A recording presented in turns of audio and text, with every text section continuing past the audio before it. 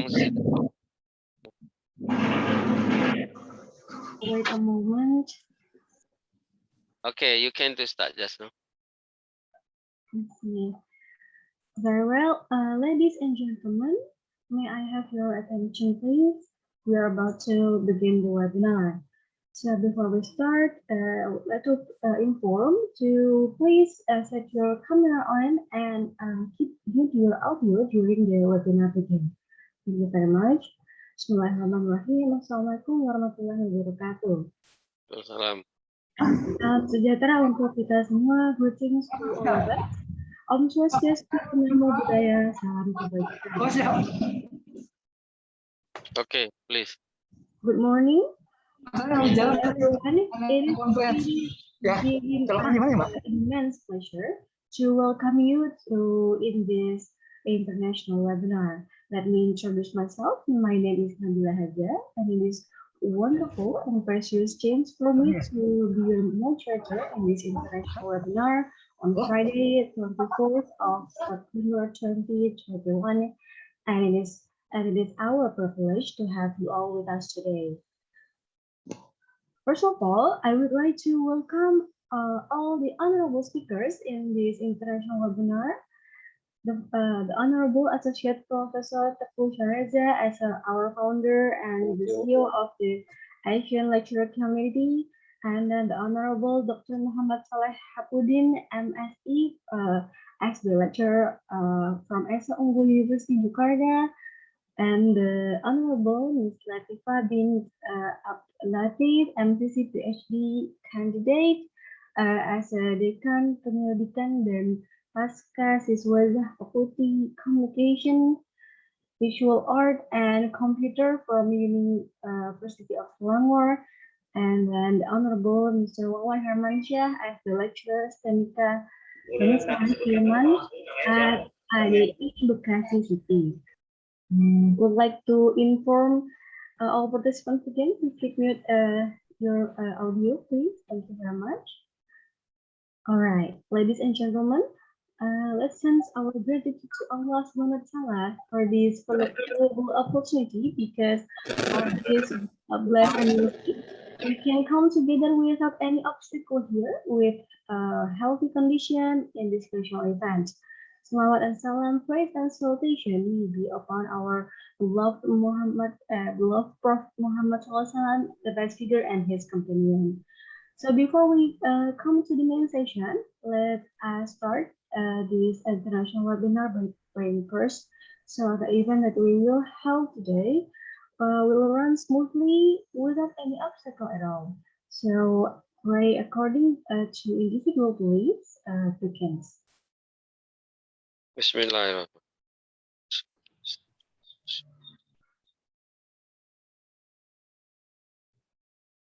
Amin. Yes, thank you very much.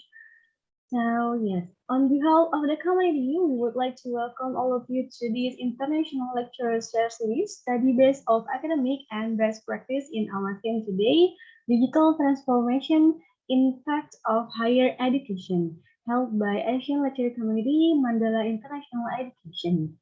So we are now ready to begin this international lecture share. First of all, allow us to introduce you to the agenda. We will start by the opening session, which right now, and then after that we will be here an opening remark delivered by our founder and CEO of the Asian Lecturer Community, Associate Prof. Teguh Syareza. Hello, sir. Yes, good morning. Thank you, Nabila. Yes, and then the agenda will be continued with session 1 of discussion. We will be hearing from our first speaker, and then there will also be a fun video entertainment in between the session. And we will be continued to the second session and then third session, and all the question and answer will be held until the very last of our session in this international webinar. So I think without further ado, I would like to please to have Associate Prof. Teguh Syareza as the founder and the CEO of the Asian Lecture Community to deliver the opening speech today. Are you Yes. ready to give us this picture? Yeah, I am ready. Okay. By that, I mean the screen is yours now, sir. Okay, thank you very much. I hope Nabila, you can to control of mute of participant if they are forget to mute the Sure. sound. Please, Kang. Kalau ada yang lupa memute-kan speakernya atau soundnya, tolong dibantu. Okay, good morning everybody. Assalamualaikum warahmatullahi wabarakatuh. Salam jumpa, salam sejahtera, salam satu ASEAN. Jadi pertama-tama saya mengucapkan berjuta-juta terima kasih. Thank you very much for the all our speaker, very famous speaker today, a round of computer science base.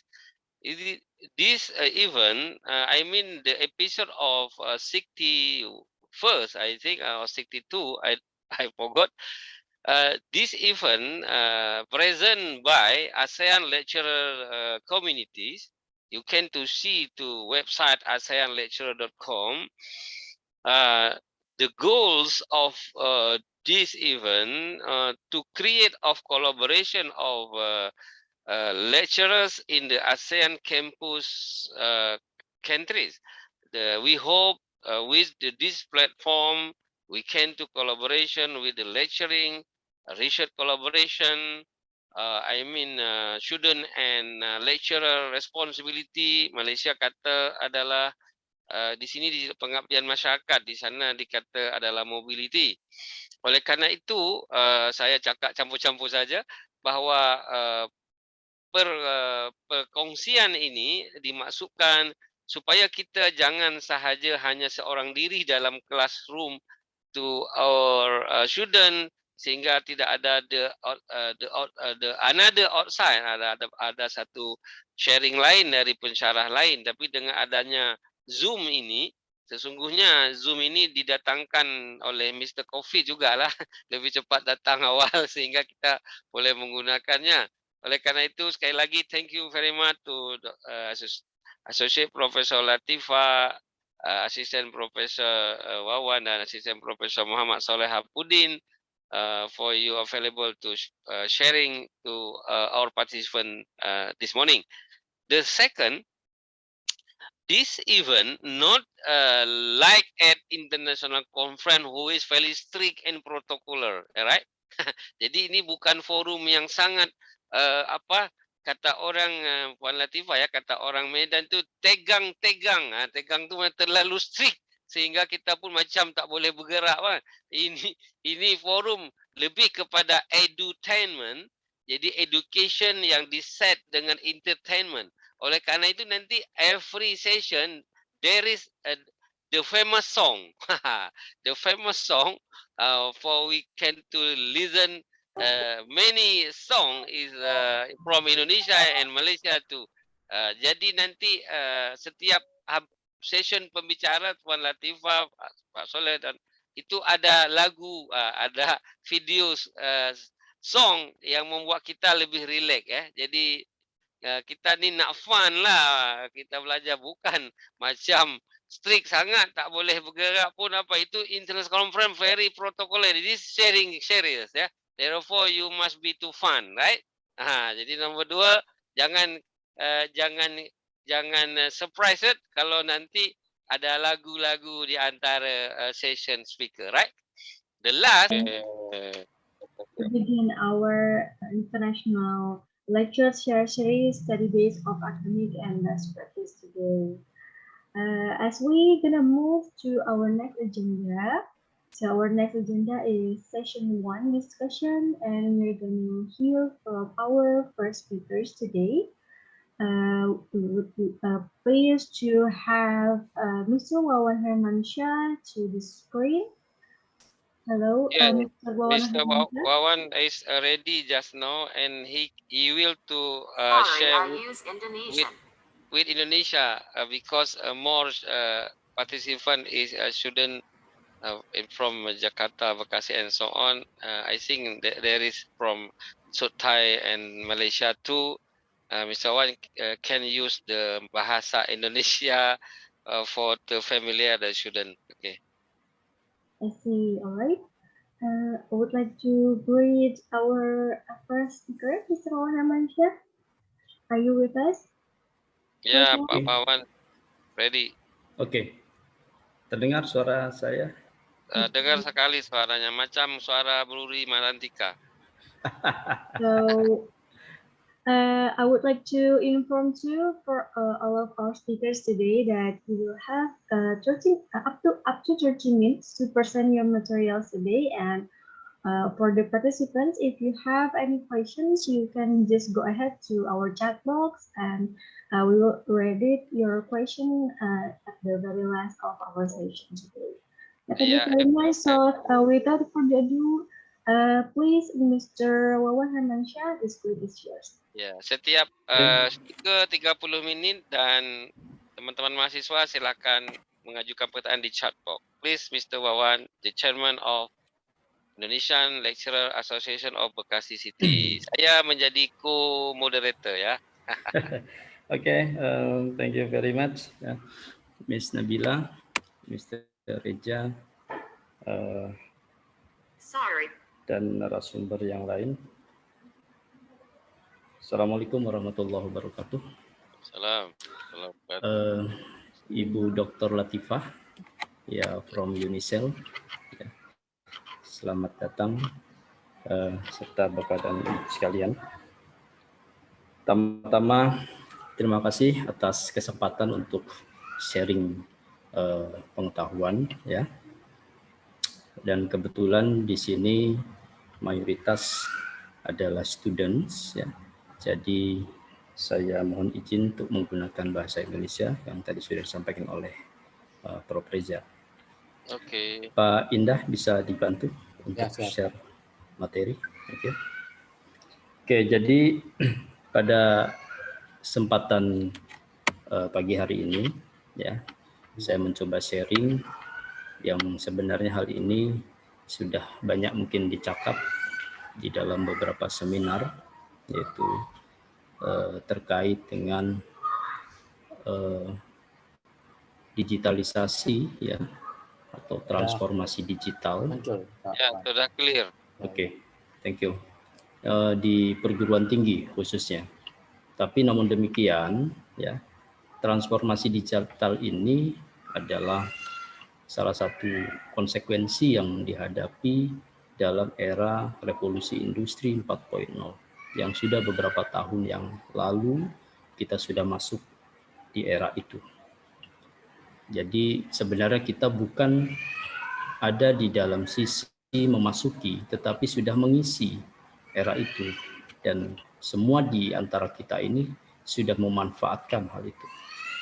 Nah, cuma persoalan yang mendasarnya adalah sering terdengar, kita mendengar istilah transformasi digital, lalu revolusi industri, ya.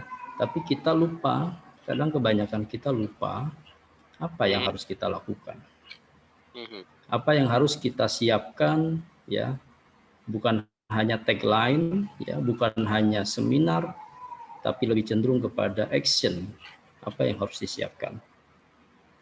Oke, saudara-saudara, ya, transformasi digital ini bukan lagi wacana, ya. Revolusi industri ini bukan lagi wacana, dan itu sudah menjadi bagian dari semua sisi kehidupan.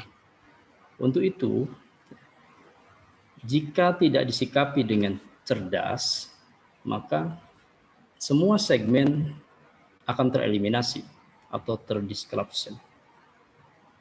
Karena beberapa elemen, beberapa hal, katakan saja pekerjaan dan bidang usaha, dengan adanya revolusi industri 4.0 ini, ya, secara otomatis dan alamiah itu terdisruption, tergerus. Nah, ini kalau kita semua di antara kita, baik secara individu maupun secara organisasi, ya, lebih-lebih secara negara, jika tidak menyikapi hal ini, jelas kita akan menjadi penonton yang ujung-ujungnya kita akan menjadi ya suatu yang merugi ya, karena orang lain yang akan leading. Baik Bapak dan Ibu sekalian serta adik-adik mahasiswa, dalam kesempatan ini saya akan mencoba menghadirkan ya brainstorming tentang transformasi digital ini di dunia kampus. Kalau berbicara kampus, di sana berbicara 3 elemen yang tidak bisa dipisahkan. Pertama adalah dosen, kedua adalah pengelola, ketiga adalah mahasiswa, dan ditambah lagi keempat adalah alumni atau masyarakat. Baik. Nah, sebenarnya apa sih digital transformasi itu? Itu ada kata kunci di dalam definisi, itu menurut white paper Nurhes tahun 2020, ya saya cuplik di sana, bahwa transformasi digital itu proses perubahan. Perubahan apa? Kebiasaan dalam ekosistem inovasi yang terjadi karena adopsi teknologi dan konsep digital yang baru secara luas. Ini tidak bisa dibendung. Ini tsunami digital ini tidak bisa dibendung, teman-teman. Ya, tidak bisa. Ya, sekelas negara pun nggak bisa membendung. Bagaimana dulu mau membendung Gojek pada saat awal-awal berdiri, ya, termasuk maaf Bluebird saja tergerus sekian persen pangsa pasar. Ini fakta bahwa setingkat negara pun tidak bisa untuk menghalau tsunami digital ini. Ya, apa konsekuensi yang harus disiapkan? Mau tidak mau harus inovasi. Dibuat sebuah ekosistem inovasi dan itu harus dimulai dari diri sendiri. Yang kedua adalah konsep digital ini yang baru ini itu secara luas. Teman-teman sekalian, perkembangan teknologi itu bukan hitungan hari, tapi perkembangan teknologi itu ya hitungan per jam. Cuma yang kita lihat dengan mata kita ini yang setiap hari ini adalah teknologi mungkin sudah 5 tahun, 2 tahun yang lalu. Ya, kita tidak tahu teknologi ke depan apa yang sedang disimpan oleh para inovator-inovator tingkat dunia. Dan itu akan dilempar ke pasar dan otomatis mau tidak mau itu menuntut kita untuk beradaptasi di dalam ekosistem digital tersebut dengan apa? Dengan inovasi. Jadi merubah kebiasaan. Oke, terus Pak Indah. Mudah-mudahan waktunya cukup. 30 menit ya? Yep. Oke. Nah, bicara tentang transformasi digital tidak lepas dari sumber atau pemicu atau trigger.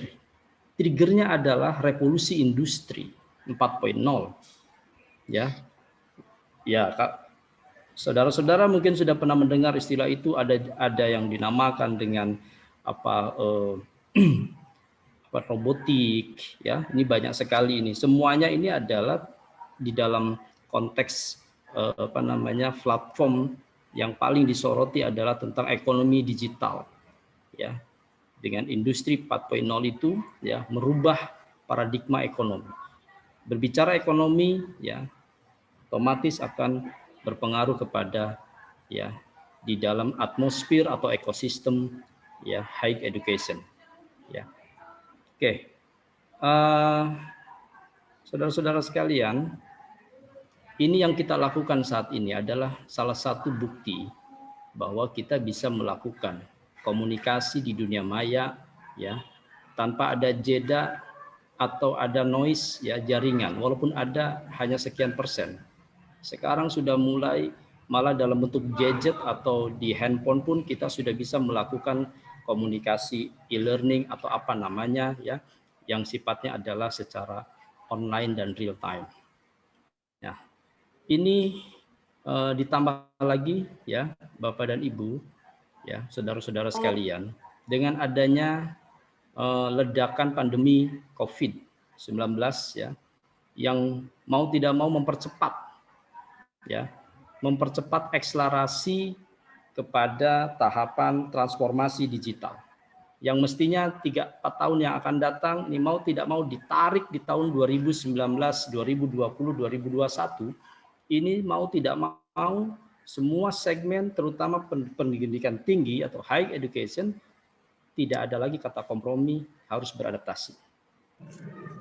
Dulu ya Zaman saya, zaman Pak Reja, dan lain yang seumuran di atas 45 tahun, ya, melihat kampus yang hebat itu, yang bagus itu adalah bangunannya yang megah.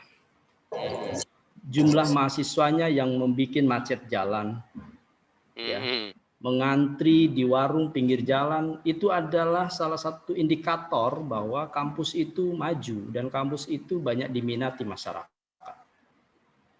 Apa yang terjadi sekarang, Bapak dan Ibu sekalian? Itu nanti tidak akan lagi jadi indikator.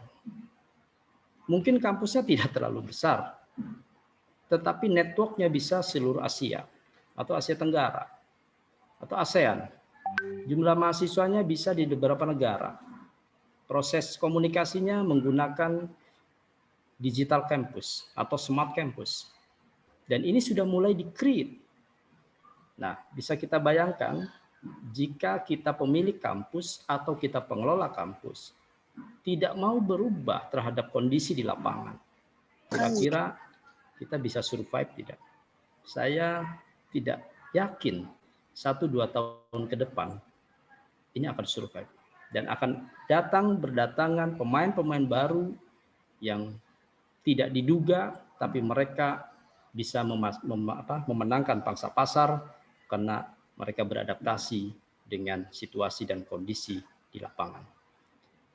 Bapak-bapak dan Ibu sekalian, di sini ada mahasiswa. Saya yakin teman-teman mahasiswa kalau boleh milih, mayoritas, saya ada hasil riset di Kota Bekasi saja, ya, mayoritas mereka lebih nyaman, malah ada zona nyaman, ya, kuliah secara daring dalam jaringan.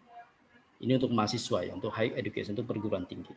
Dan di sana ada elemen, ya, efisiensi pengeluaran. Dan ini bisa dijadikan sebagai satu kajian. Nah, pertanyaannya adalah setelah pandemi ini usai atau berkurang, apakah proses pengajaran itu akan beralih seperti dulu yang mayoritas 100% itu tatap muka? Saya sampaikan di sini tidak. Ya. Proses perkuliahan secara daring menggunakan digitalisasi learning ini bukan semata-mata karena COVID. COVID itu hanya pemicu, mempercepat, mengakselerasi, memaksa, ya. Tapi ini adalah sudah alamiah, sudah saatnya, ya, karena teknologinya sekarang sudah mumpuni, ya. Saudara-saudara bisa bayangkan dengan harga telepon, handphone yang harga 1.500.000 saja, itu bisa untuk melakukan fungsi-fungsi pembelajaran. Ya, tidak usah membeli laptop yang harganya 15 jutaan. Dengan 1.500.000 saja mahasiswa bisa melakukan proses pembelajaran. Nah, apalagi ditambah lagi dengan kondisi internet yang sudah masuk ke semua sektor, ya. Di dalam data di Indonesia ini di tahun 2020 sudah 75% pengguna internet di seluruh lapisan masyarakat. Artinya infrastrukturnya sudah terbangun dengan baik, tinggal penyempurnaan. Lanjut, Pak.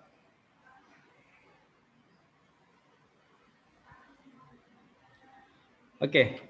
Nah, ini saya cuplik ini dari beberapa sumber, ya, bahwa revolusi industri, ya, 4.0 ini adalah berbasis cyber physical. Jadi tidak ketemu secara fisik, ya. Ada muncul di sana kecerdasan buatan. Jadi semua sudah digantikan dengan robot. Hampir semua dibagikan dengan robot. Termasuk kita sebagai dosen, termasuk perguruan tinggi, ya. Karena begitu cepatnya akses mahasiswa, malah boleh dikatakan pada saat dosen menyampaikan materi di kelas, itu mahasiswa sudah searching engine menggunakan browser, ya, yang disampaikan oleh dosen itu kira apakah benar atau tidak. Mahasiswa sudah di balik layar, mereka sudah searching untuk masuk-masuk yang kreatif. Kenapa? Karena begitu akses informasi itu dibuka seluas-luasnya dengan teknologi cloud system. Jadi seluruh mahasiswa yang di depan kita itu bisa berselancar di internet, men-searching materi-materi yang disampaikan oleh dosen, memperkuat dan seterusnya. Nah, Ini yang terjadi, ya saudara-saudara. Ya, akses internet begitu cepat saat ini, infrastruktur sudah begitu mendukung. Ya, apakah kita masih berpikir bahwa kampus kita masih dalam proses ya manual sepenuhnya? Ini akan tertinggal. Sehebat apapun itu kampus, mohon maaf, ya dulunya punya sejarah hebat apapun kampus tersebut akan ditinggal.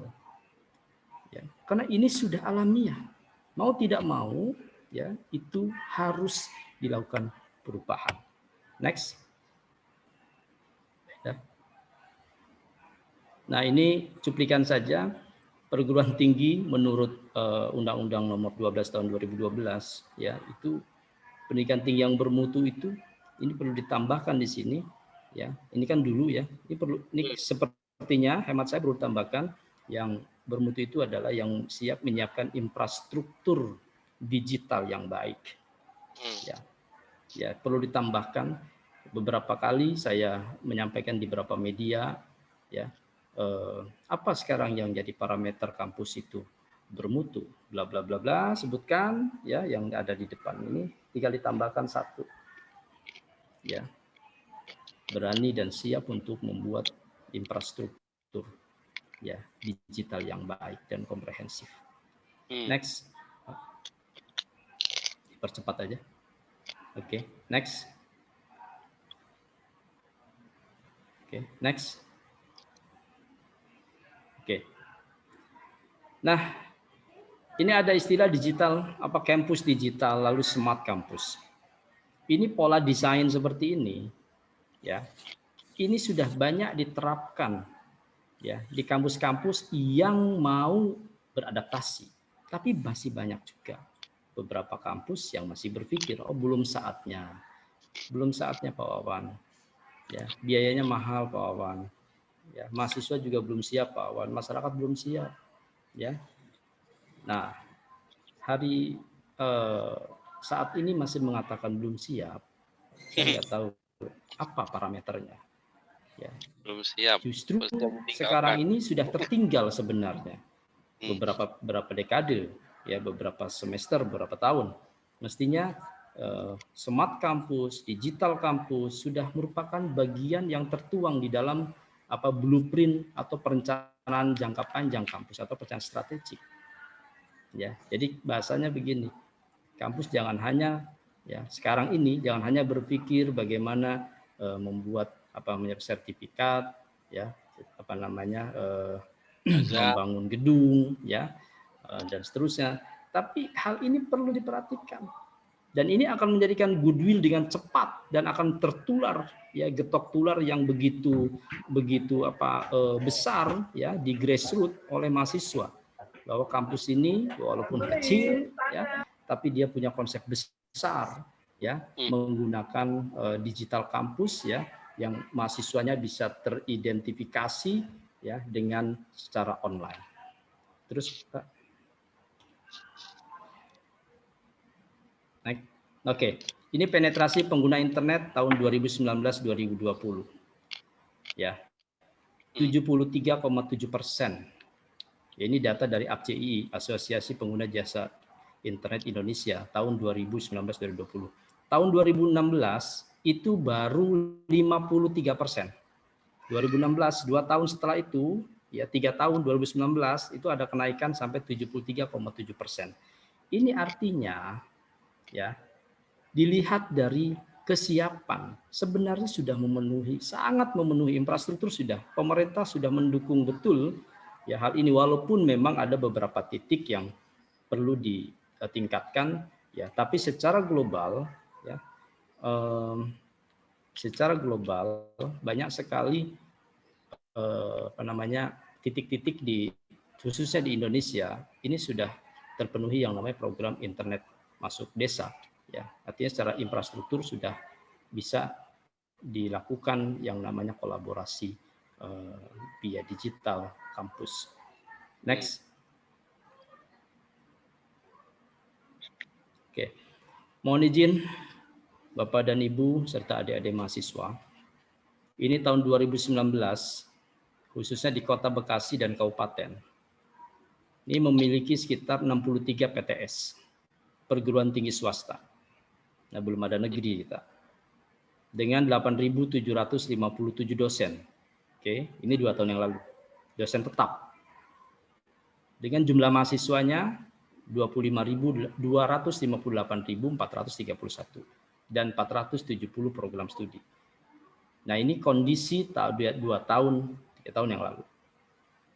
Nah, ini kalau tidak ada adaptasi yang signifikan ke depan, sangat mungkin, ya sangat mungkin, mahasiswanya akan beralih kepada kampus-kampus yang memiliki ya desain infrastruktur, proses pembelajaran dan lain sebagainya, proses akademik secara digital. Terus Pak.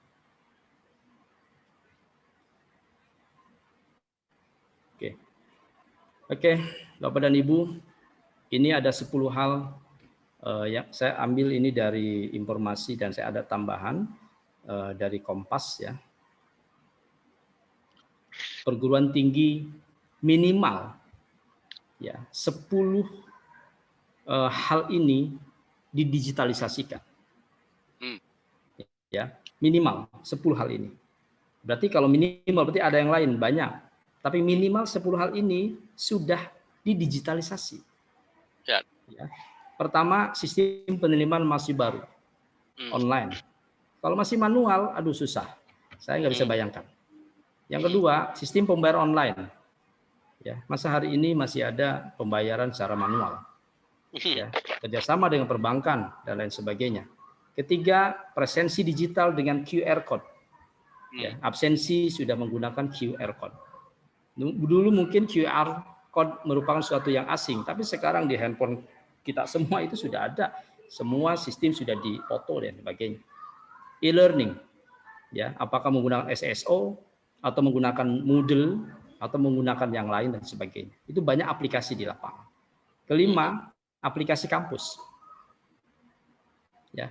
6, sistem akademik kampus, sistem job fair dan career center, dashboard perkembangan kampus, e-sertifikat, dan sistem keuangan online. Minimal 10 hal ini harus sudah digitalisasi. Baru berbicara yang level selanjutnya adalah berbicara kepada intelijensi. Nah, 10 hal ini ya, ini mesti dilakukan oleh kampus. Kalau kampus ini ya mau survive di lapangan ke depan. Inilah transformasi digital. Secara berlahan, secara berlahan. Tapi 10 ini mesti jadi fokus. Oke. Next, masanya Pak. Tinggal 5 menit. Oke, lanjut Pak. Ada sedikit lagi nih. Oke, ini perubahan saya ambil dari Skelmo, ya. Perubahan kebiasaan, ya tidak gampang, ya. Ada kecapai organisasi, kompetensi keterampilan, nilai etika. Nah, yang warna selain kuning ini adalah tugas perguruan tinggi. Oke, next. Pak. Oke. Nah, ini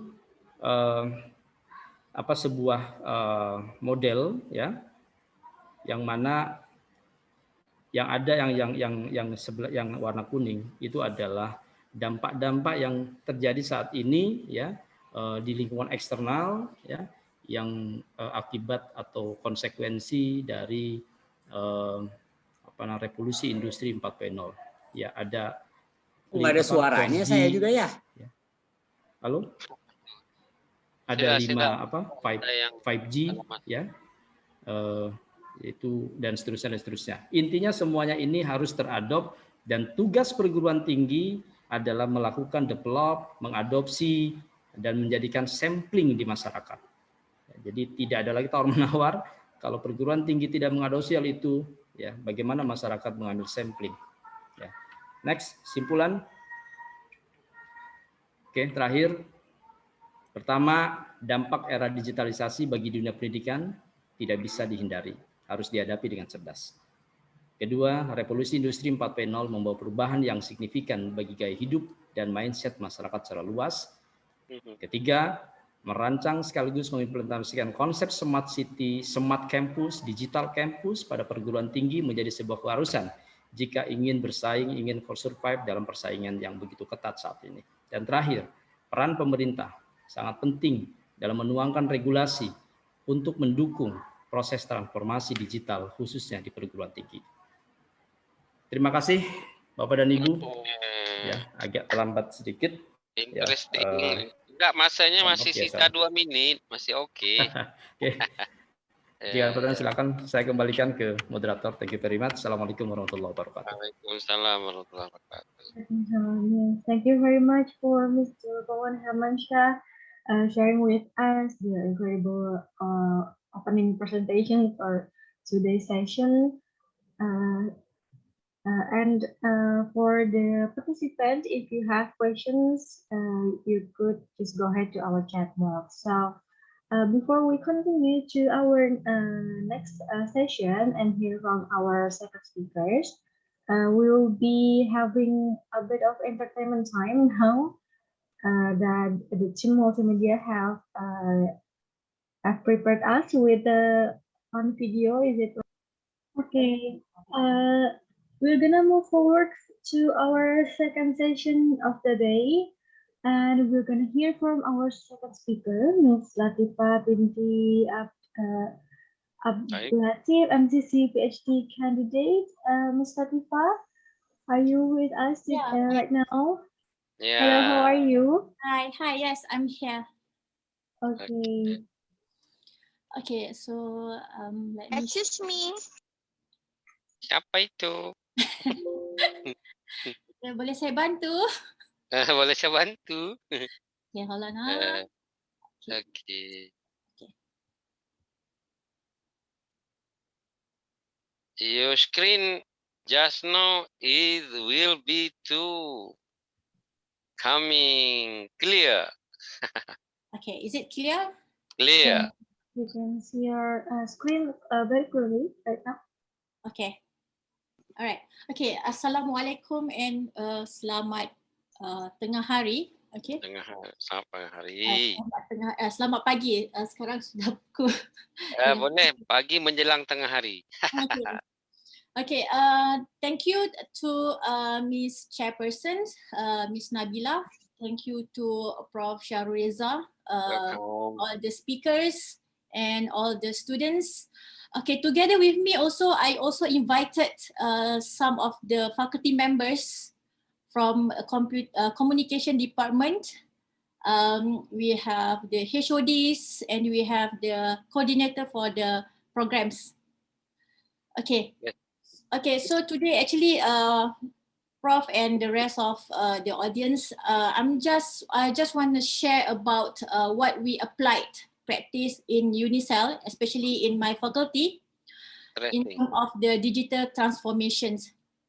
Okay, so as we know, digital transformation actually is a help the organization keep up with the emerging customer demands. For us, customer is the students and also the stakeholders and the public as well. Right. Okay, so in UNICEL, okay, we have 4 digital transformation components. Okay, one is data information decisions, which is we focusing on computerization. That means everything the database itself. So when we want to retrieve all the information, we just from the computer. Dia dengar tu penulisan popular supaya cakap tajuk.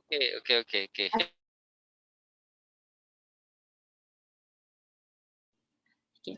So and the next one is the digitalization process, which is we are moving to paperless trends, which is everything in digital. I'm sure in Indonesia also move forward to paperless trend, which is we don't have to, especially on the pandemic, we are moving to the digital. So online lecture, and then we submit assignment through online, and then we also goes to the connectivity, which is we share and collaborate each other among the students and among the lecturers as well. And then move to the next point, we goes to digital innovations, which is we focusing on virtualization. So as what we're having right now. We actually meeting together in one platform, which is Zoom platform. That means even though we are everywhere, that means we still can connect to each other using the virtual room. Okay. All right. Okay. So next, I will move forward to Alana. Okay. So I want to introduce my faculty. Okay. Okay, Prof. So Yes, this is my faculty, Faculty of Communication, Visual and Computing, University Selangor. So I will explain and sharing with all of you what we actually having in the faculty in terms of the digital transformation. Okay, next. Okay, for the introductions, okay, in my faculties, we have 3 departments. We have communication departments, we have visual art department, we have computing department. And in our faculty, we have a diploma and the bachelor degree and also postgraduate. If you look at the slides, under communication department, we offer a lot of programs. So we have communications, media journalism, information science and library management. We move forward to visual art, we have photography technology, and we have digital graphic designs. And this is the computing department. We have information technology, IT, we have computer science, we have multimedia programs, and as well as software engineering programs. So this one until up to postgraduate level. Okay. So what we apply and practice right now, especially on the pandemic, everyone is online. I'm sure at Indonesia also everyone, having class online. Am I right, Prof? Okay. So since the pandemic, we cannot do as the previous one, face-to-face classes. So what we apply in Unicell, okay, we have 5 digital information platforms. So the first one is Unicell e-learning. This is like the platform for teachers and for the learners, the student and teachers. Is actually having the lectures and having the assignment submission and everything in this system. And to know further about the faculty information about the programs, we also have the faculty websites. And to connect with around the world, okay, we also have the social media. We have Facebook, Instagram, and YouTube as well for the students to interact to each other, the programs, any events we actually conducting in social media as well. And for the student, actually we have a very specific portal for them, which is what we call student portal, which is student can register and also can view the examination results and everything regarding the students' requirements. And for us as the staff, we have one system, what we call Total Campus Management System, which is TCMS. So everything is online for applying the leave, and we want to reporting something, finance, HR, assets, and even though for the research and development, we also have the specific system for that, Prof. Okay, so I'm looking forward to the teaching and learning. Since everyone's here, I'm sure that most of us is students, right? So also the teachers, lecturers. So actually in teaching and learning platform, okay, in Unicell, we have 3 parts, which first one is the teaching materials. That means what we're going to share with the students. Okay, so for example, we have upload the file, the page and ebooks. So everything we will use the e-learning. And the second one, we gonna have assessment, which is we will ask students to submit the assignment, quizzes, and exam into the assessment module in the teaching learning.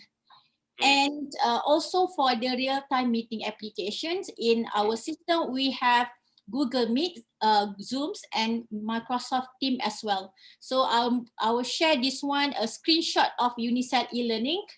As you can see from the slides, this is all the components under e-learning of Unicell. So if you want to share with the students the assignment, chatting, forum, and everything, you just simply add all these components into your e-learning portal. And those students who actually self-enrollment after they registered as the student in your courses, so they will directly can retrieve all the information from this e-learning portal. Okay, next our website. So I'm sure everyone know this website. So you can see all the programs and every activity from the websites. Also, we have the social media. So we have Instagram just now, Facebook and YouTube. So this is example all the events that we actually conducted before. This is just half of it. We have more because I cannot screenshot all those events. But basically, the student itself nowadays they want to have event because they cannot do face to face, so they need to create in online. So that means they need to prepare the platform, need to invite the participant and how to conduct the moderator and everything. So they use our platform and then they start do the activities and join from the other classes. So this is very I mean I think most of you actually apply all this platform nowadays, especially the students.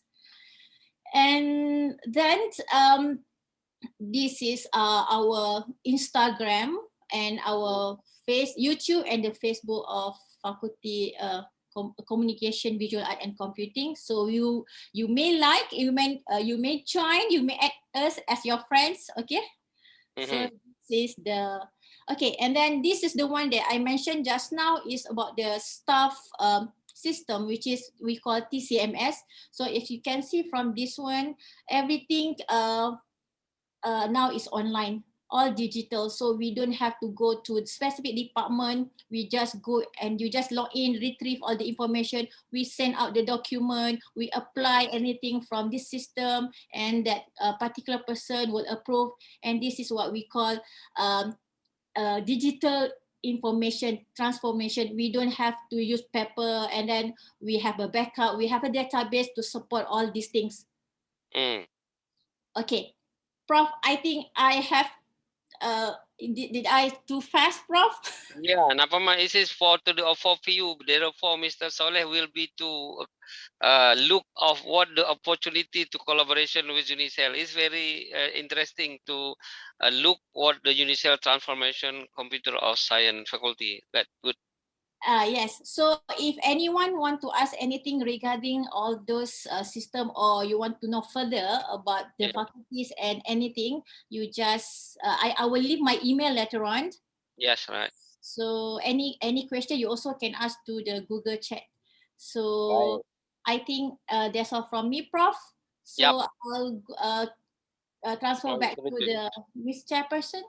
Ya, ya. Oke, selepas ini akan ada question answer setelah Mr. Soleh.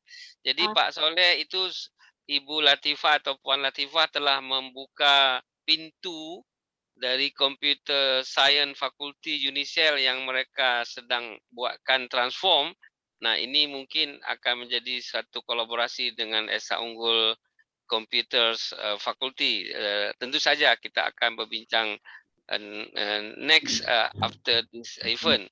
Therefore very interesting. Jadi Bapak tahu bagaimana Computer Science of Faculty Unicel sedang melakukan transform.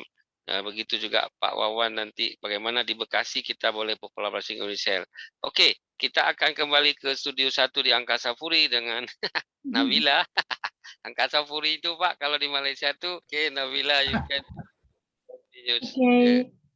As we're gonna continue our session to the last session today with our last speaker as well, we will be very pleased to invite Dr. Muhammad Soleh from LSE. Hello, sir. Thank you very much for joining with us today. Ya, Bapak Muhammad Soleh ini adalah penggemar Liverpool karena di sana ada Muhammad Salah. Oke, silakan Pak. It's very nice to meet you, sir. Yeah. Okay, thank you, Miss Nabila and Miss Sahril. Yeah. Izin untuk share. Yeah, you can to share. Oke. Jadi orang kata kalau Muhammad Salah aja begitu hebat, apalagi Muhammad Benar lagi hebat. Takut ya orang. Orang England dah takut, Muhammad Salah aja famous, apalagi Muhammad Benar lagi takut, lagi famous. Oke. Your screen is just now will be to coming Pak. Jadi kita akan lihat clear, very handsome. Silakan digital transformation impact Ohio. Sila. Oke, terima kasih.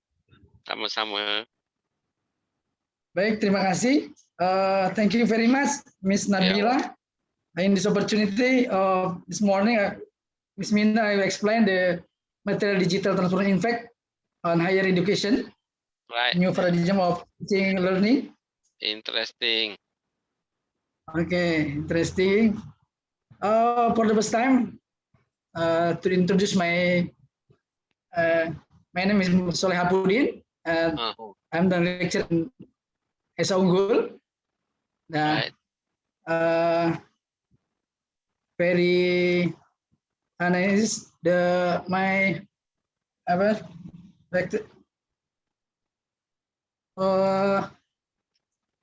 my books.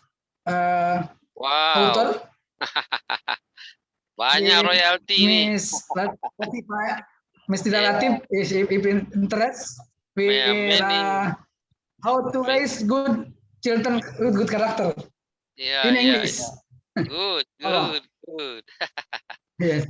Itu namanya betul. Bagus. Upin. Okay. Baik, pada paparan pagi hari ini saya akan menjelaskan terkait dengan revolusi industri, disrupsi pendidikan, tantangan guru di era revolusi industri 4.0.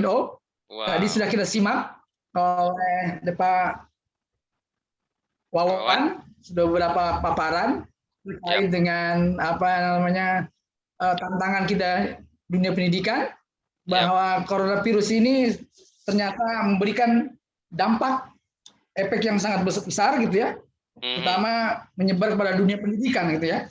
Hal ini dilakukan pencegahan secara penularan COVID itu, dan tentunya pemerintah harus peduli terhadap pandemi ini, dan tentunya kita pada saat ini di era industri 4.0 masuk pada era disrupsi. Ya, era disrupsi di mana semua bisa tercerabut dengan adanya teknologi baru, perkembangan baru, ya, high-tech teknologi, ya. Dan kondisi saat ini di seluruh belahan dunia bahwa revolusi industri tadi disampaikan bahwa mengintegrasikan combine teknologi cyber dan otomatisasi, automation, sehingga hal ini berdampak pada seluruh aktivitas manusia, termasuk dalam pendidikan. Oleh karena itu perlu shifting paradigm, perubahan paradigma bagi tenaga pendidik, gitu ya, sehingga bagi penyelenggara pendidikan bisa beradaptasi terhadap perubahan yang selalu berinovasi, gitu ya, sehingga lambat laun kita tidak akan terdisrupsi dan tergilas oleh kemajuan teknologi informasi. Di sini ada beberapa roadmap revolution industry. Industri 1 ditandai dengan mekanisasi, ya, masih sifatnya manual.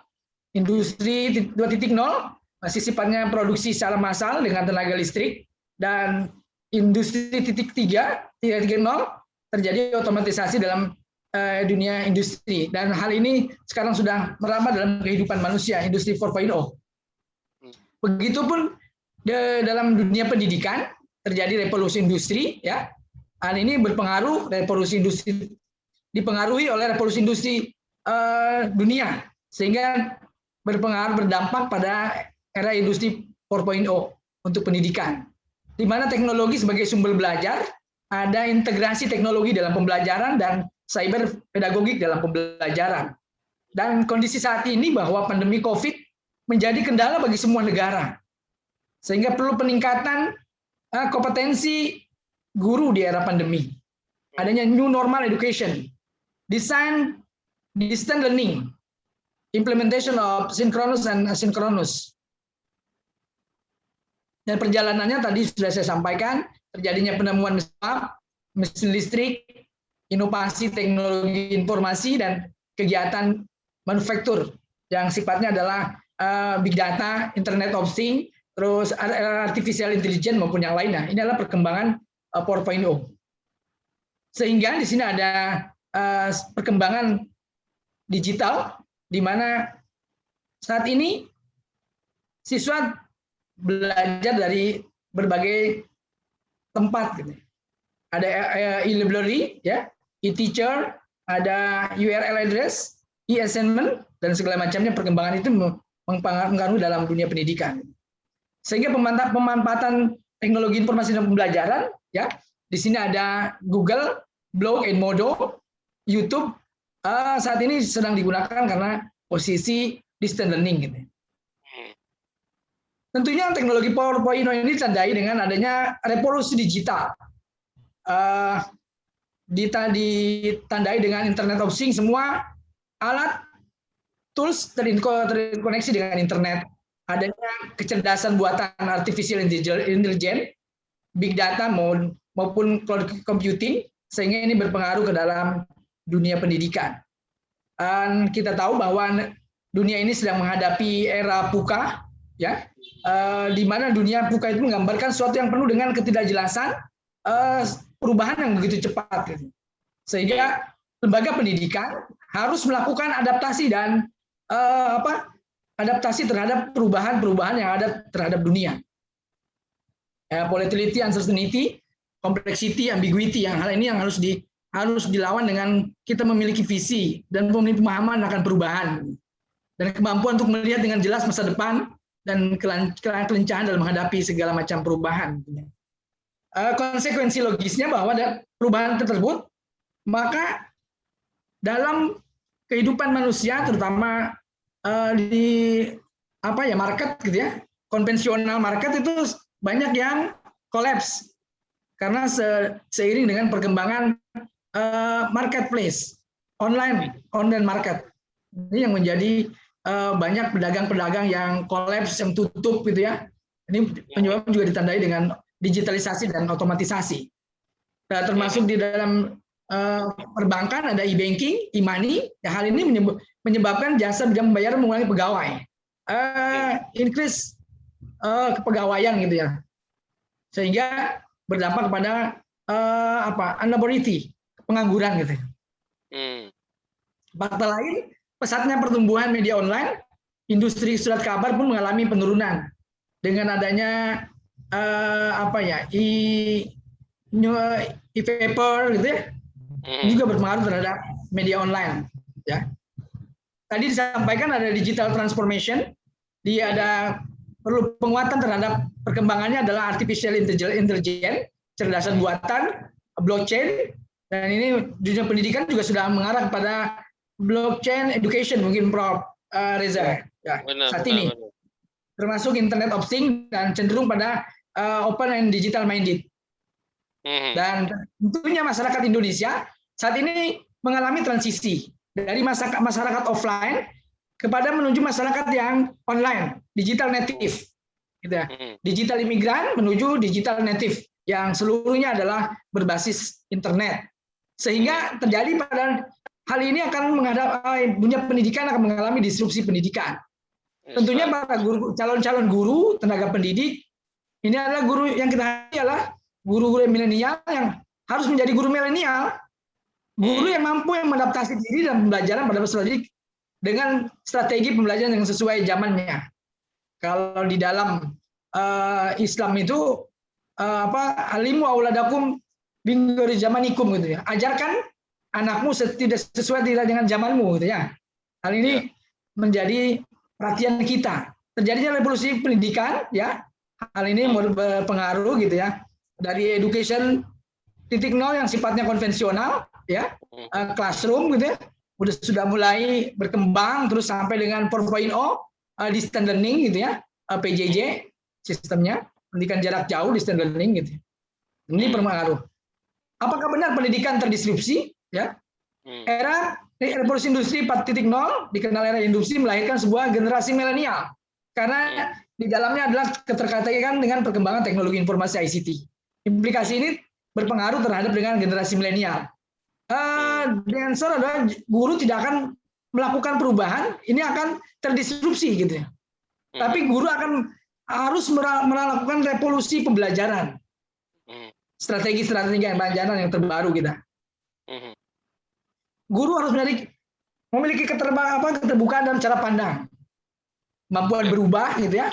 Harus ada perubahan paradigma pedagogis atau yang dikenal dengan cyber pedagogis. Saat ini harus dikembangkan adalah cyber pedagogis, gitu ya, mengacu pada teknologi ICT itu. Yang kedua adalah shifting paradigm, perubahan paradigma. Dengan terbitnya bermasifnya penggunaan TIK melahirkan budaya persaingan kompetitif. Siapa yang tidak bersaing dan siapa tidak mengakomodatif terhadap perubahan tentunya akan tergerus oleh zaman.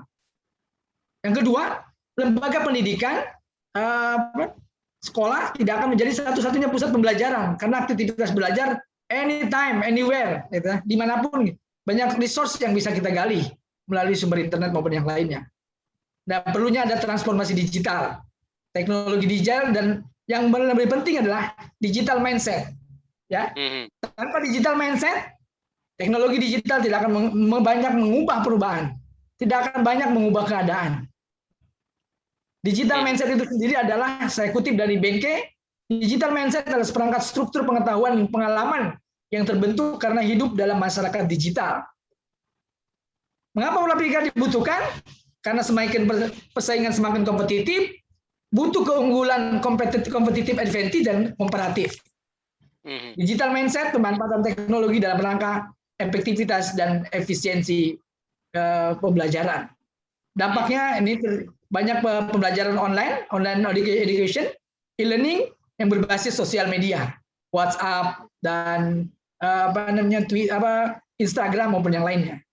Nah, ini generasi perkembangan generasi dari generasi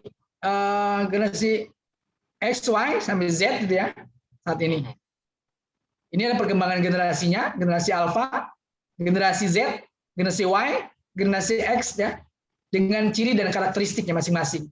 Sehingga ciri pembelajaran abad 21, 20th century learning, guru bukan satu-satunya sumber belajar. Karena sumber belajar bisa dari berbagai sumber. Belajar tidak harus di kelas. Dimanapun kita bisa melakukan pembelajaran. Guru berperan sebagai tutor, fasilitator, ya. Yang selanjutnya proses pembelajaran berubah dari teaching and learning menjadi learning and tutoring. Ya, guru hanya nantinya akan sebagai fasilitator, gitu ya, dan tutorial. Tentunya teaching in education, teacher center berubah menjadi student center, apalagi di era pandemi saat ini. Apalagi kurikulum 2013 lebih banyak pada student center. Yang kedua dari single media to multimedia. Information deliver, information exchange ini juga berpengaruh. Contoh implementasi ICT adalah proses belajar mengajar menggunakan e-learning, multimedia, e-library, e-books, e-journal, virtual laboratory, dan segala macamnya. Sehingga guru era digital, ya, ini harus terampil di dalam menggunakan teknologi ICT, sehingga guru yang terampil sangat mungkin guru yang terampil di bidang teknologi informasi sangat mungkin akan menggantikan guru yang tidak menguasainya. Life skill 21 centuries dari critical thinking, creativity, communication, and collaboration, information media ICT dan literasi yang perlu dikembangkan, termasuk adalah literasi digital. Secara umum, literasi digital itu adalah kemampuan seseorang menggunakan ICT atau teknologi informasi dan komunikasi. Jenis-jenis literasinya, guru, all teacher must be menguasai tools literasi, kemampuan perangkat teknologi, riset literasi, kemampuan melakukan penelitian berbasis teknologi, emerging literasi, kemampuan menyesuaikan diri terhadap perkembangan, termasuk publishing literasi, kemampuan mempublikasikan ide gagasan kepada khalayak. Nah, ini yang menjadi tuntutan literasi teknologi, human literasi, sehingga ada pembelajaran long life education. Revolusi industri in education, guru sebagai pusat belajar dulu. Ya, saat ini guru sumber belajar bukan hanya dari guru. Fleksibilitas, kreativitas, bidang secara jarak jauh tele-learning.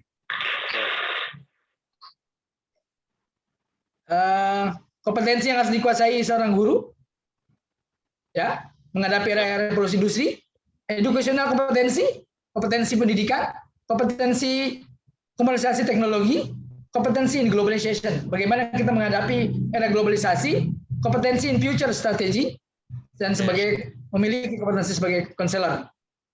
Bagaimana menjadi guru 4.0? Guru, teacher must upgrade and melek teknologi, melek regulasi, melek hardware, perangkat, komputer, laptop, smartphone, melek software, menguasai aplikasi, desain grafis, multimedia, dan melek internet, mampu mencari sumber informasi melalui search engine. Puan Latifah kena tahu melek itu apa melek. Melek. Melek itu. You will be more attention lah. Okay. Perhatian. Ya, perhatian. Tantangan guru pertama adalah digital and behavior mindset. Harus dirubah. Digital and behavior mindset, perilaku dan pola pikir digital sebagai bentuk respon terhadap digital. Yang kedua adalah digital capability readiness, kemampuan kesiapan menghadapi era digital. Ini adalah tantangan guru di era industri 4.0. Mohon izin, nanti saya akan buatkan bukunya nih, Prof. Reza. Keren. Digital and behavior mindset menghadapi revolusi industri 4.0. Insya Allah hadir di akhir tahun bisa selesai. Wow, keren. Tulisannya dengan Ibu Latifah saja supaya bisa dipakai bersama. Oh, siap. Miss Latifah mungkin bisa kita collaboration. Digital and behavior mindset toward industri 4.0. Ya, masanya tinggal. Ini adalah salah satu contohnya. Ya, ini adalah contohnya yang bertahan di era industri, era digital. CNN masih bertahan, gitu ya. Banyak yang bertahan. Keberhasilan di era digital karena mampu melakukan transformasi kompetensi dan memiliki kemampuan kompetensi literasi digital. Ya. Keterampilan guru ini 4C, ya, masih tadi. Dan yang terakhir ini adalah karakteristik Century Student Outcome and Support System dari life skill, life and career skill, information media, maupun yang lainnya. Nah, kompetensi abad 21 must behave, communication, creativity, critical thinking, and collaboration. Akankah peran guru bisa didisrupsi? Peranan tidak akan tergantikan berkaitan dengan peran guru dalam proses pelajaran. Perangkat teknologi merupakan sebagai tools dalam pembelajaran. In Arabic, in tarbiyah faculty, at-tariqatu ahamu minal madah wal mudarris aku minat toriko. Naam. Ya. Ruhul mudarris ahamu min kulli syai'. Jadi metode itu lebih penting daripada materi. Betul. Dan seorang pendidik lebih penting daripada strategi pembelajaran. Namun ruhnya mudarris, ruhnya teacher, lebih penting dari segalanya kan gitu. Naam. Oke. Nah, ini adalah sosok guru yang inspiratif, memiliki kompetensi pedagogis, profesional, kepribadian, memiliki kompetensi sosial, dan this is a teacher, ya, Mr. Prof. Reza. Ini adalah this is a teacher. Kudis kurang disiplin, kusta kurang strategi, PDC kurang banyak cara, lesu, lemah sumber, asal masuk kelas. This is a teacher. Nanti terakhir COVID, Pak. Collaboration kurang sedikit. Siap. This is the quote. Orang hebat bisa melahirkan beberapa karya bermutu, tapi guru bermutu bisa melahirkan ribuan orang hebat. Karena itulah dibutuhkan guru yang luar biasa, bukan sekedar guru yang biasa-biasa saja. Betul. The conclusion, peran tugas guru sebagai salah satu faktor determinan bagi keberhasilan pendidikan. Guru profesional merupakan penentu proses pendidikan yang bermutu. Guru profesional tak sekedar mengajar dengan baik, melainkan guru yang menjadi pembelajar. Guru yang memiliki tugas mengajar dan mendidik mengajar dengan transfer of knowledge, sedangkan mendidik dengan transfer of values. Keduanya Ya. akan membentuk sikap dan perilaku. Thank you Betul. very much. Wow. Ini cocok jadi dirjen pendidikan dasar menengah nih, Dikdasmen. Keren. Oke. Jadi Puan Latifah dia cocok jadi Menteri Pendidikan Dasar dan Menengah. Iya kan. Setuju. Oke, presentasinya meyakinkan. Oke. Nah, kalau dilihat oleh Bapak Ismail Sabri, Perdana Menteri baru sudah diambil jadi menteri. Oke. Just from our participants, I'm gonna read the questions. Wait a moment. So the first question is from Audrey and is asking for Mr. Wawan. The question is, You can this is to in bahasa ya. you can to call Wawan first. He is listen you. Wawan Okay. ada dengar nak baca pertanyaan ni, Pak Wawan. Are you in station just now? Apakah Pak Wawan mendengarkan atau lagi ambil kopi? Oke, saya mendengar. Oke, takut you lagi ambil kopi ya. Alright, Mr. Wawan, there's a question for you, and he wants to know that this is in bahasa ya. Presentasi Pak Wawan sangat menarik. Tsunami di digital sudah di depan mata. Kampus PTS masih banyak belum siap sigap secara infrastruktur fasilitas laboratorium. Bagaimana sebaiknya mahasiswa mengantisipasi keterbatasan kampus tersebut? Kemudian Bapak mengatakan dulu indikator kampus adalah gedung-gedung, dan hal itu benar sekali. Kini peringkat ITC yang berperan. Namun dosen-dosen sebagian masih jadul ya. Apa kiranya cara agar dosen-dosen juga lebih baik memasuki digital era, seperti itu. Kemudian, and then there's also a question for Miss Latifah. This is for you, and the question is from Sheila. She asked about the four transformation of universal computer sciences is very good. I think I am interested regard those innovation. What really is the difference before the digital era? Then what happened to future for regarding the competitiveness? And then Selangor State is a province that have many industry there. So how the industry support campus regarding industry needs from graduate. I'm sorry. Yeah, what the industry support to campus regard industry need from graduate?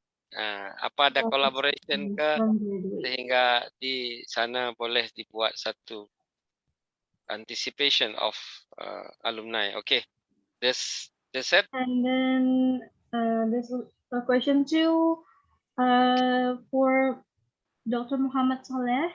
This is from Aulia. She asked about in bahasa ya, dunia pendidikan saat ini sangat terdampak dari pandemi COVID-19. Kedepannya bisa jadi akan ada mungkin pandemi baru yang akan berdampak lagi pada dunia pendidikan. Apa yang sudah benar atau kurang benar dalam menghadapi pandemi COVID selama ini yang Bapak lihat atau Bapak nilai? Kemudian ada pandangan terkait FUCA, banyak mahasiswa memandang bahwa kuliah konvensional sudah kurang tepat. Bagaimana sebenarnya model pendidikan terbaik ke depan, as for your opinion, sir? So, yes, but before the speaker answer, we will to listen more famous song. Pak Indah, apa ada lagu lagi sebelum speaker menjawab pertanyaan masing-masing dari partisipan? lagu Facebook. Wow, Facebook. Wow. Ada lagu Facebook nih Puan Latifah daripada Indonesian Singer. Kita dengar nih Facebook Pak Soleh. Jadi ini semua terkait dengan digital IT lagu-lagu.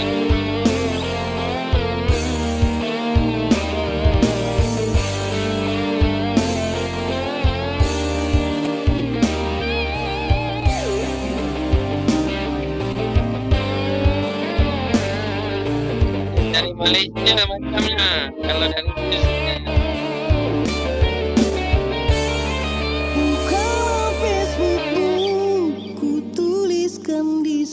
Itu lagu orang Malaysia, suaranya tahu.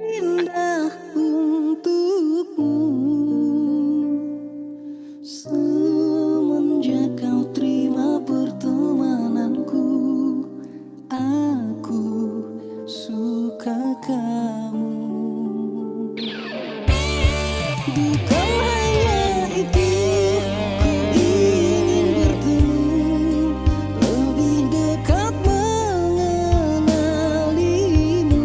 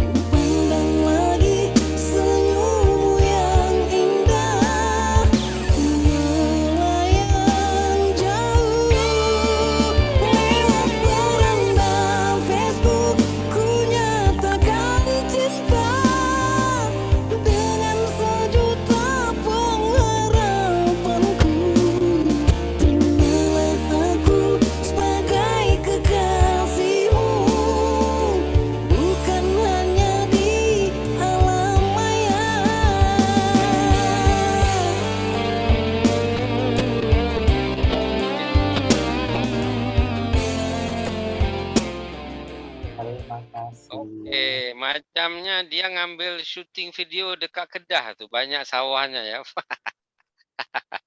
Oke, boleh sekarang Nabila, the speaker will be to answer every question. Ya, Pak Wawan tadi pertanyaannya sudah dibacakan. Are you copy kah pertanyaannya? Please you answer just now. Nanti Puan Baik. Latifah I will to repeat. Oke, baik.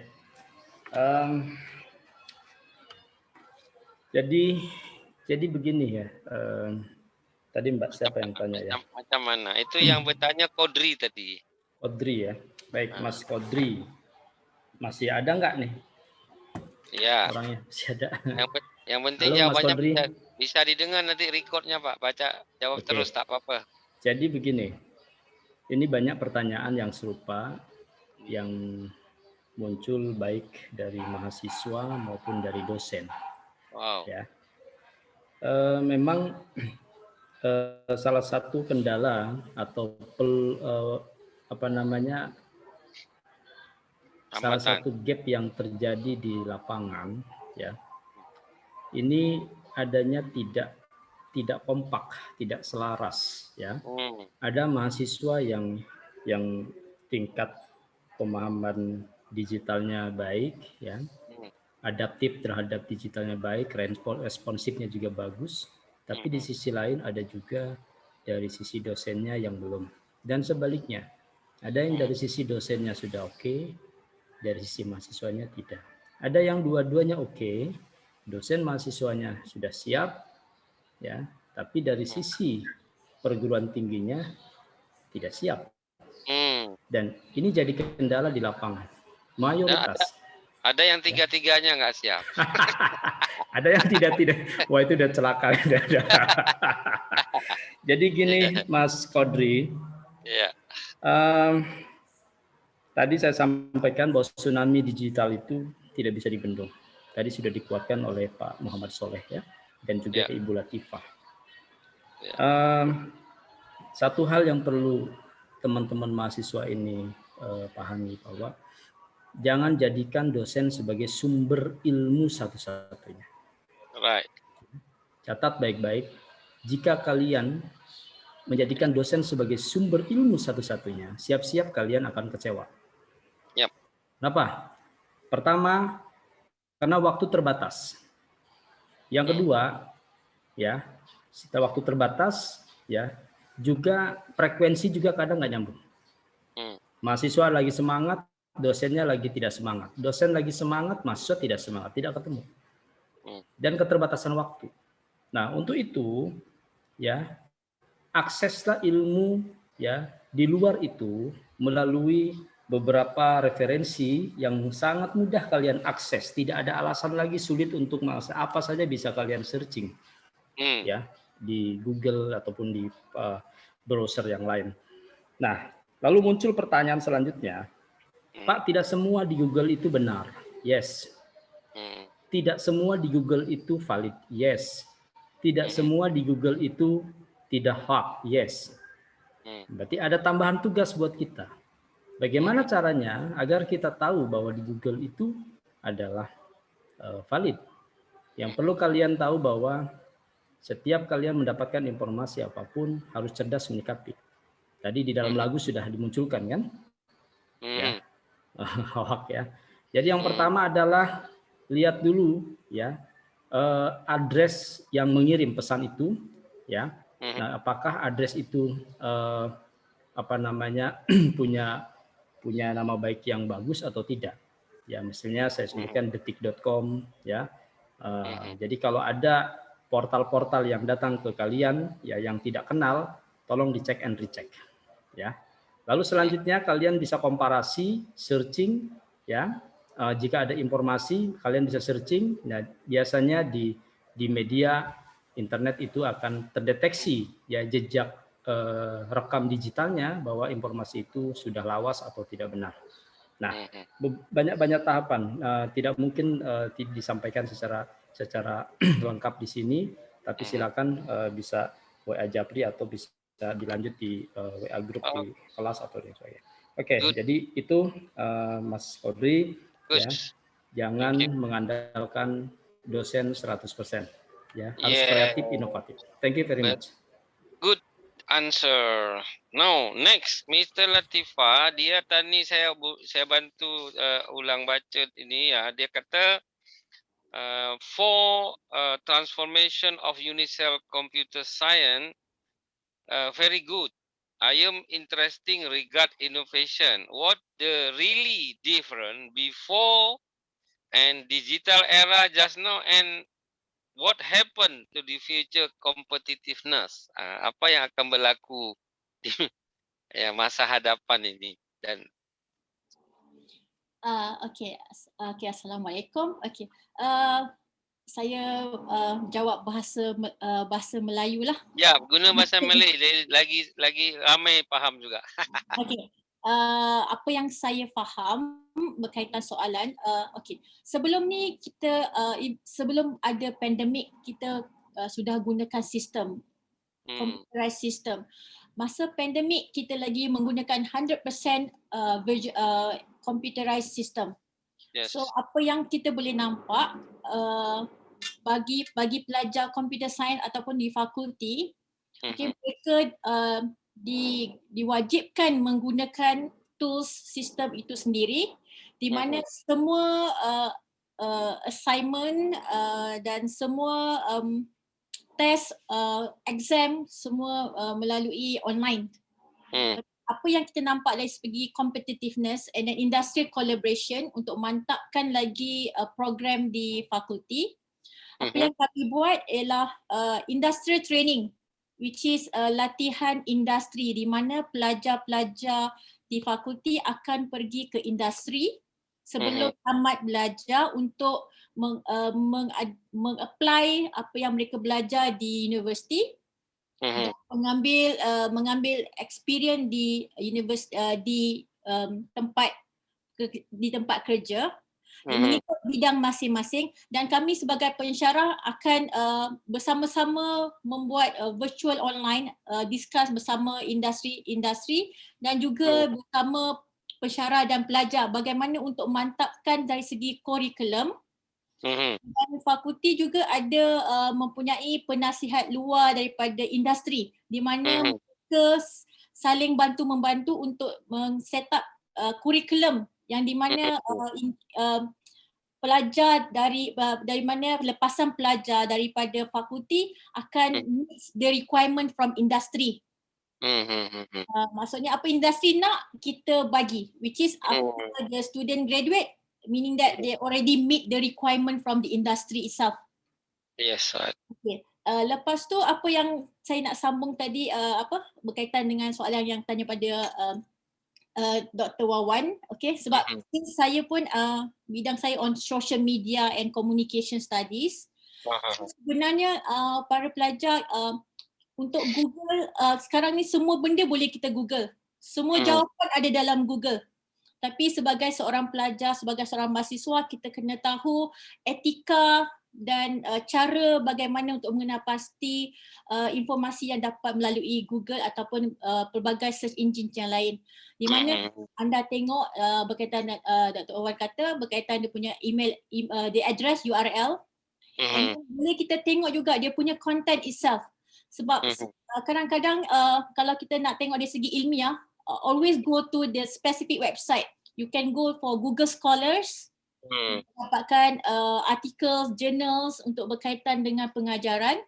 And then kita boleh juga pergi mana-mana website yang membekalkan artikel jurnal e-book, supaya anda tidak pergi ke ruangan yang tidak sepatutnya, which is can be trusted if you go to Google Scholar. Because everything regarding the article journals for your studies and everything, you always can go to the Google Scholars. Lagi satu saya just nak share untuk para pelajar,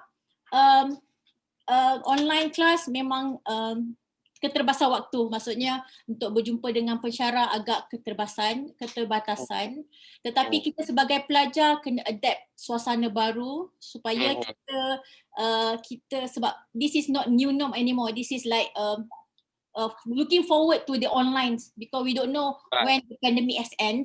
So Right. we need to prepare ourselves. Okay. Right.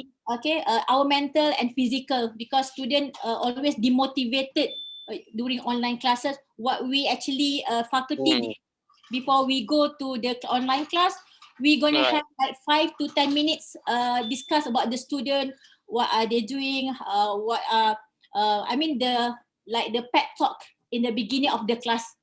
So Right. to focus the students so that they can share everything. So adakah saya menjawab soalan? Yes, bagus. Sudah menjawab soalannya. Artinya di sana link and match dengan industri dah dibuat awal lah. Yes, betul. Sehingga. Bagus. Baik, thank you. And the next, Mr. Soleh. Pertanyaan dari Aulia tadi, 2 pertanyaan yang sama. Bapak kan habis education, pertanyaannya education. Sila Pak Soleh. Pertanyaannya? Tadi dia tanya dunia pendidikan saat ini sangat terdampak oleh pandemik COVID.